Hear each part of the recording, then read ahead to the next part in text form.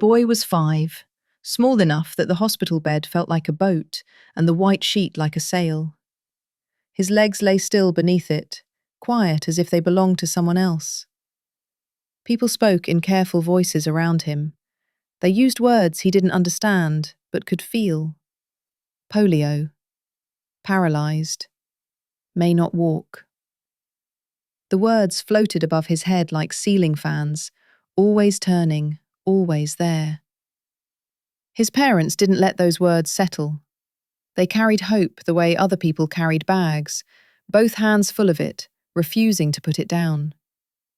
They moved him from one hospital to another, from one waiting room to the next, following recommendations and rumours and the faint promise that this place might be better, this doctor might know something, this therapy might help. The boy didn't understand why so many buildings smelled the same, medicine and soap and something sharp that made his nose pinch. But he understood his parents' faces. They were tired, yes, but they were not defeated. On that particular day, the hospital was bright in an unforgiving way. The lights were too clean, too awake. The corridor echoed with footsteps, and every now and then a trolley rolled by like distant thunder. His mother had smoothed his hair back again and again, as if neatness could protect him.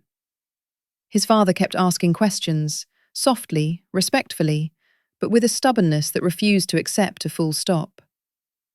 They were led into a small therapy room that held a narrow table, a stool, a metal tray, and a woman in a crisp uniform whose smile arrived before her words did. "Hello," the nurse said, bending slightly so her face would meet the boy's. Her voice had that practiced warmth that made children feel spoken to, not spoken at. "We're going to do a little exercise today, all right?" The boy stared at her. He had learned that exercise at the hospital didn't mean play. It meant hands on his body, hands that moved him in ways he couldn't move himself. It meant instructions delivered gently and carried out firmly. It meant trying very hard and still feeling like his legs were made of heavy cloth. He nodded anyway, because nodding was something he could do. The nurse began carefully, as if approaching a frightened animal. Her hands were steady. She lifted one leg a little, supporting it at the ankle and knee, then guided it through a motion the boy couldn't have described if you'd offered him candy for it. She watched his face more than she watched his leg, reading him the way nurses learn to read people. The tightening of a jaw, the widening of eyes, the moment breath becomes shallow. "This may feel uncomfortable," she said, "but we'll go slowly." At first it was only odd, strange pressure, unfamiliar stretching. The boy clutched the edge of the table. His mother stood close enough that her shadow touched him. His father hovered on the other side, hands half raised, as if he could catch pain before it landed. Then the nurse increased the stretch. It wasn't cruel. It wasn't careless. It was that difficult, necessary moment in therapy where the body meets its boundary, and someone trained must decide whether to stop at the line or lean against it. The nurse leaned, not to hurt him, but to invite the stubborn muscles and tendons to remember what movement could be. "Good," she encouraged. "Just a little more. You're doing very well." The boy tried. He really did. He held his breath the way children do when they want to be brave, like bravery is a muscle you can tighten. He didn't want to disappoint anyone. He didn't want to be the reason his parents' hope grew tired. He wanted, in the simple way a child wants things, to be fixed, to be normal, to make the grown-ups smile in relief. But the pain didn't arrive politely. It came like a hot spark inside his leg, sharp, shocking, immediate. It lit up every inch of him. His eyes filled before he could decide to cry. His small hands curled into fists. The nurse's voice kept moving calmly through the room, but the boy couldn't hear the words anymore. He could only hear the loud, desperate alarm inside his own body saying, "Stop, stop, stop." He whimpered, then gasped. His mother murmured his name, soft, pleading. His father said, Maybe that's enough for today? But he said it with uncertainty, because he didn't know where the line was either. He only knew his child was hurting. The nurse paused for a heartbeat, adjusting her grip, recalibrating. "I know," she said, gentler still. "I know it hurts. But if we stop every time it hurts, your muscles won't learn. We'll do it together. One more." She pressed again, just a fraction more. For the boy, it was unbearable. And because he was 5, because pain was bigger than manners and fear was faster than thought, his arm flew up as if it belonged to someone else too. The slap was small in size, but it landed with the full force of a child's panic. A crisp sound cracked through the room like a dropped tray. The nurse recoiled, eyes wide, her hand lifted to her cheek. For a second, she looked less like a professional and more like a person surprised by the world. The boy froze, suddenly aware, not of why he had done it, but of what had happened. His mouth fell open, his breath hitched. In the instant after the slap, the pain in his leg was still there, but a new feeling rose even higher. The frightening sense that something terrible had just been unleashed. His mother's face changed first. Shock, then horror, then an urgent, trembling compassion for everyone in the room. "Oh my God," she breathed, stepping forward immediately. "I'm so sorry. I'm so sorry." His father moved just as fast, voice thick with embarrassment and sincerity. "Please forgive him," he said. "He didn't mean, he's just in pain.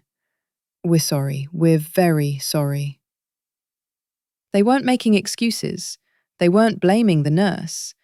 If anything, their apologies carried the weight of all the months they'd spent asking strangers to help their child. They knew what effort looked like. They knew what care looked like. They could see it in the nurse's hands, in her patience, in her calm focus. The slap felt like a betrayal of that care. The nurse's eyes glistened. She blinked quickly, as if she could blink away the sting on her cheek and the sting in her chest at the same time. She inhaled slowly, then exhaled with the control of someone who had learned to steady herself for other people's storms. "It's all right," she said, voice soft but firm. No, please, don't do that. Don't apologize so much." The parents looked at her, still shaken. "But," the mother began.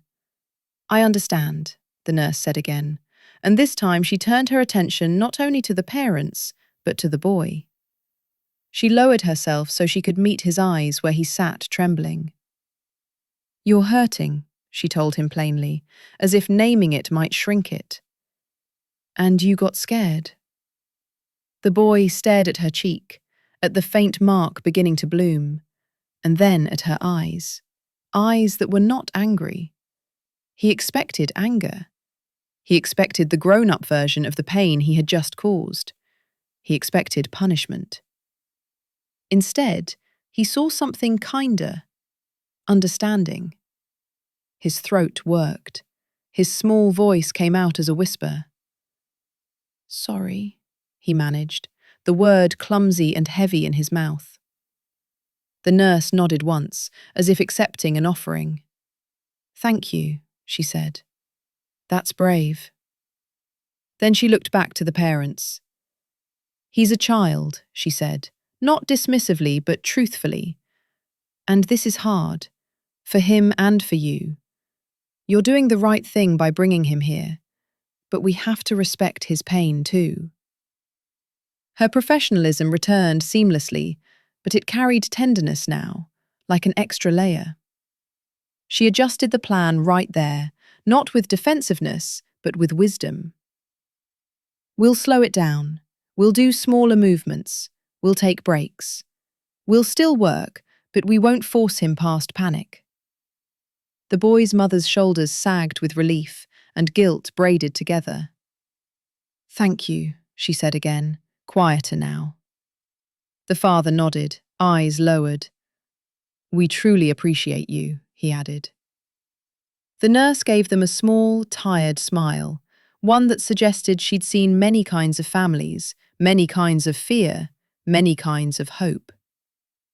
Let's try again, she said gently, and when she reached for the boy's leg this time, she did it as if asking permission through her hands. The boy flinched at first. Then he felt her pause, felt her waiting for his body to settle rather than insisting it obey. He didn't understand therapy, not really, but he understood that she wasn't his enemy. The slap had not turned her into one. The room had not turned colder. The world had not punished him the way he feared it would. And that, in its own way, was a kind of therapy too. Years later, if someone were to describe that day, they might talk about the slap. It was the dramatic moment, the sharp sound, the instant everyone remembered. But the truer story lived in what followed. A nurse who chose compassion over pride, parents who chose gratitude over blame, and a child who, despite pain bigger than his body, learned something about what love looks like under pressure. Not perfect love, not painless love, but love that stays, love that adjusts, love that understands that even in a bright hospital room, with hard news and hard work, people can still treat one another gently, especially when it's hardest to do so.